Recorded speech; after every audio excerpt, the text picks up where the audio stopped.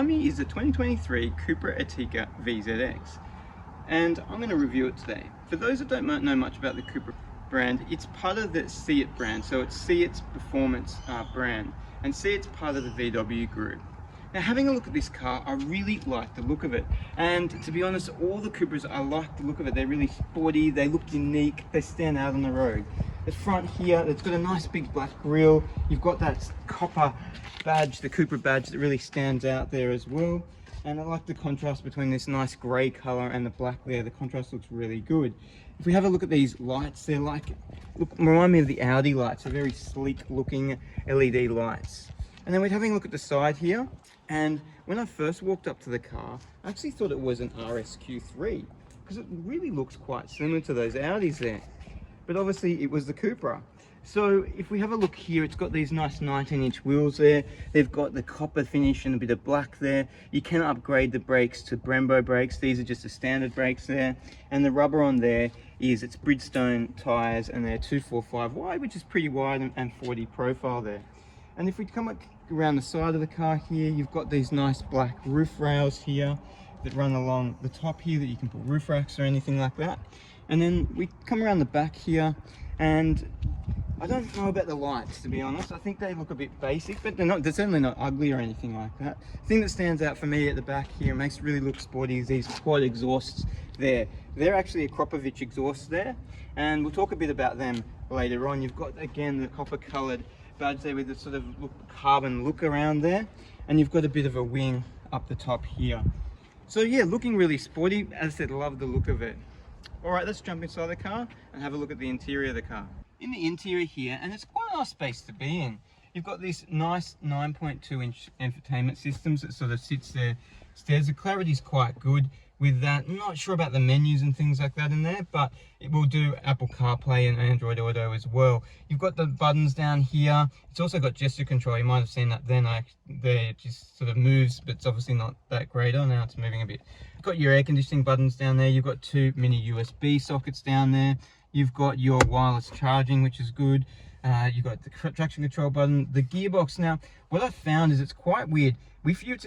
You might see it's in park there, it's a tiny bit lit up, but I found it always difficult to figure out whether I was in reverse or neutral with this. And a few times I was in neutral when I thought I was in reverse. So maybe they need to make those lights a bit brighter. Electronic handbrake. This is where you choose the different settings there. So you've got comfort, your sports, and the Cupra mode, which I'll talk a bit about when we go for a drive. And then you've got your individual mode, then you've got some off-road and snow modes there.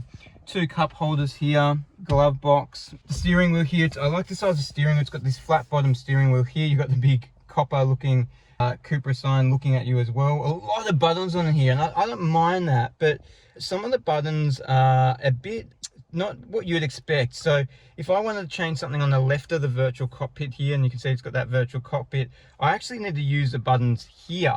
So it's just not really intuitive that way and user friendly, because you think you use the buttons on this side.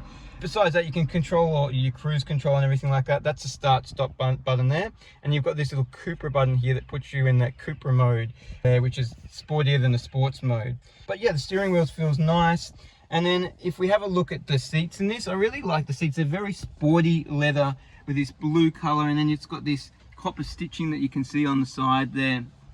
It looks quite nice there. So I think they've done well. The materials, they're soft. They're not hard plastics. They're reasonably nice materials in here. You've got this little nice leather blue on the side here. You won't be able to see in the video, but they've got the LEDs that run under there, and you can change the color. Currently they're in blue, but I doubt you're even able to see that on the video. But generally it's not a bad place. It's either finished off with a little copper there on the air ducts as well. So it's a pretty nice interior here at the front. In the rear here, and there's a reasonable amount of room there. I've still got a lot of room before my knees are touching that seat there. You don't have any of the adjustments, so I can't move these seats forward or back. They're just fixed seats.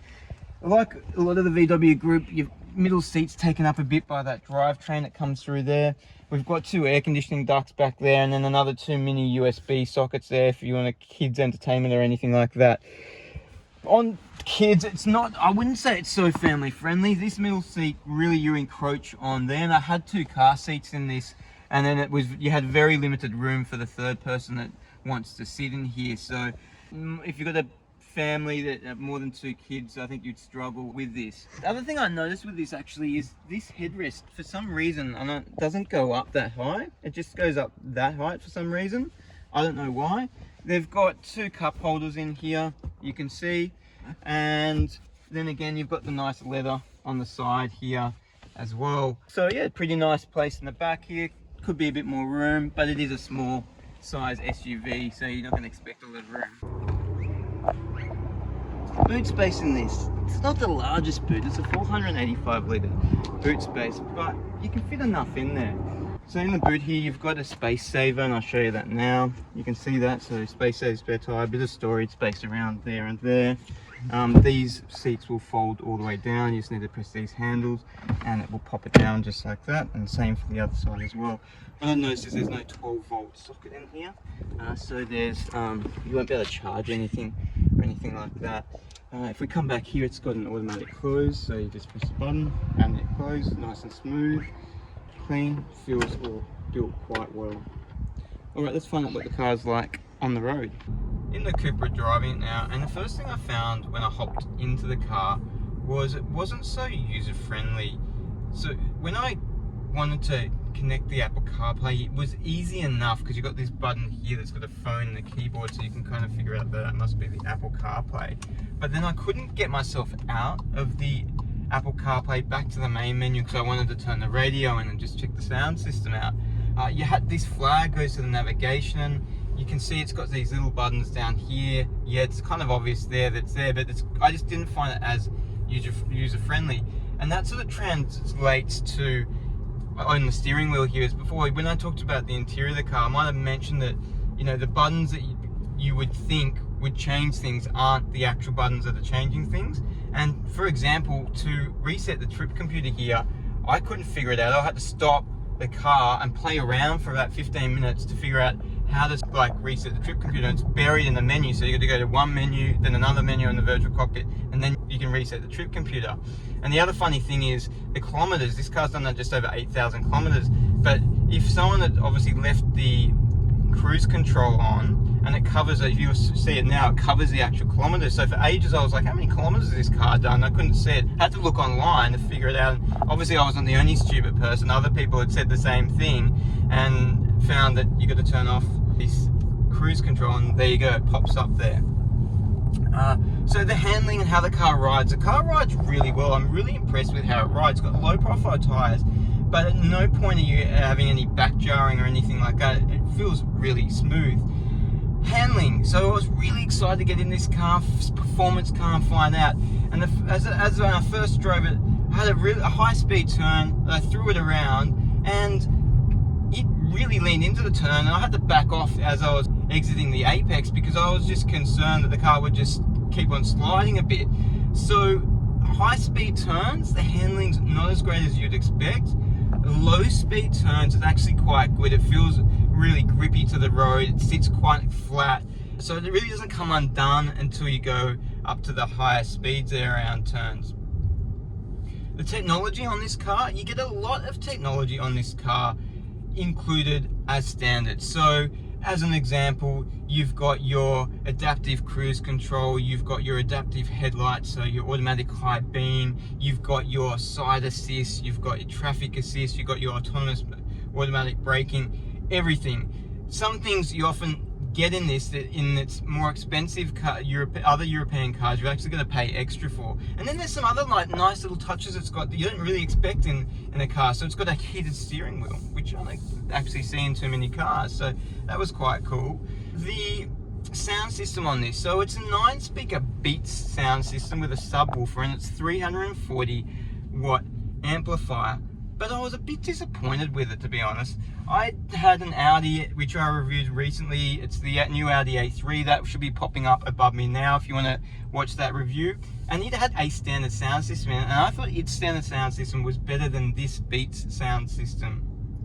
So that's just something to be aware of, and you can't upgrade. That is the upgraded system there. The fuel consumption on this, they say it's about 7.8 litres to 100 kilometres. At the moment, I've been driving it a fair bit, and it's giving me just over 8.2. I'm not quite getting that 7.8. I've done a bit of highway driving and did drop down to about 7.7 litres. So you might find that on the highway you can get around that, but I would say combined it's going to be higher than that. The engine in this car, so it's got the same engine as the Golf R, it's just tuned down a bit. So the Golf R's got 235 kilowatts in it, and this has got 221 kilowatts in it, and 400 newton meters of torque. It's a 4-cylinder 2-litre engine, and it does 0 to 100 in 4.9 seconds, so that's pretty quick. And we're going to test that acceleration out now. So what I'm going to do is we'll stop the car. It does have launch control. So to enable launch control, you go and you can either use this button down here to put in Sport or Cupra. I'm going to choose Cupra mode here. I'm going to put my foot on the brake, and then I've got to turn the traction control off here. And then I've got to kick the brake, one foot on the brake, and then one foot on the accelerator, and it will tell me eventually that launch control is active now, and it will go like that. And it feels quite quick when you're launching it like this. I don't think it feels exactly like 4.9 seconds to 100, but it still feels quick. The thing is, when you drive it normally without launch control, it doesn't feel that powerful. I find that there's a lot of dead spots even in accelerating on the highway. I just was a bit disappointed with the engine itself, just not being so as alive as I thought it would be, just around town and things like that. Certainly more than enough, but it just doesn't feel super powerful and super seat of your pants unless you're really using that launch control function. The Cupra has 6 different driving modes that you can see there. You can see there it's comfort, which is sort of your standard setting, and then it's got a sports mode there. Now, it's difficult to understand what's the difference between this Cupra mode and sports mode. I'd say that Cupra mode, they feel pretty much the similar driving them, but Cupra mode's probably a tiny bit more aggressive than sports. Individual, you can just choose, your custom settings there. The off-road mode, I've just tested it, and it's a bit different to the snow mode here. It feels like the off-road mode is a bit more sensitive on the accelerator than the snow mode. So there is obviously a slight difference between those two modes there. The brakes on this, the brakes are pretty good. I wouldn't really think it's any need to go up and pay extra money for the Brembo kit, because these stop it pretty well and I've had no issues. The exhaust sound on this, I think they could do a bit better of an effort to make it sound a bit louder. There's only a few little crackle and pops and a bit of growling when you really, like, if I go now, I'm in Cupra mode now, so this is like the most sporty mode. And then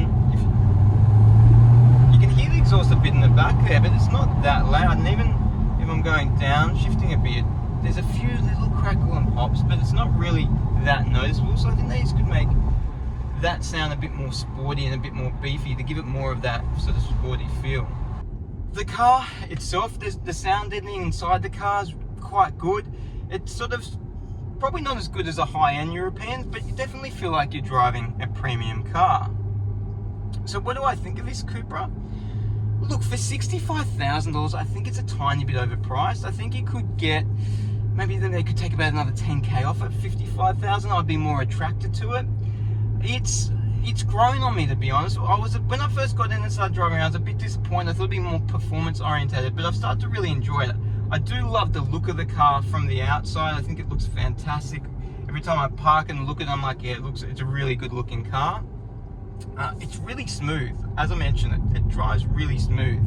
And probably the performance, if you're really looking for a performance car, you might be a bit disappointed with this because it doesn't always feel like a full-on performance car. But look, take a look at it and compare it with others. I would say you should consider it. I wouldn't just go out and buy it, but it's definitely a car you should consider. Well, anyway, thanks for watching my review today. I hope you enjoyed it, and if you did, please subscribe to my channel.